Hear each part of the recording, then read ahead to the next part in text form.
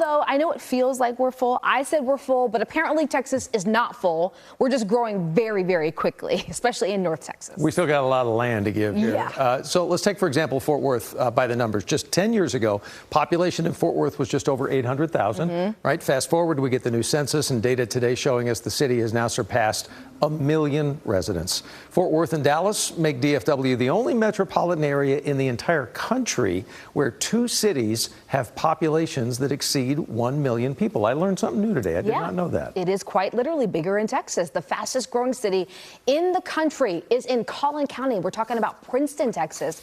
How are they navigating that population boom, though? That's the question. Robbie Owens with the answer.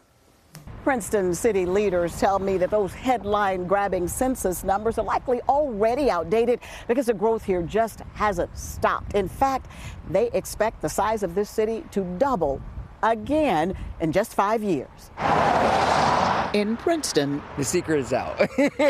construction and congestion are daily reminders of the explosive growth, fueled largely, they say, by the still affordable housing and the people. The small town feel, but because of the growing pains, right, it's the driving is ridiculous. We're paying because we chose to live out here, but we didn't realize that it was going to be this horrible of a scenario with the traffic. Sandy didn't want to be seen, but had lots to say about what happened once the secret got out. So for my mom, she drives to Carrollton, and it could take her 2 hours to get home. Princeton city leaders are well aware of the growing pains. 30-something Mayor Eugene Escobar Jr. was one of the early arrivals. So when I first moved here, to get to Princeton, you had to drive past cows, pastures. Escobar grew up in New York City, but was drawn to Texas's open spaces. So he says the city will be intentional in managing the growth.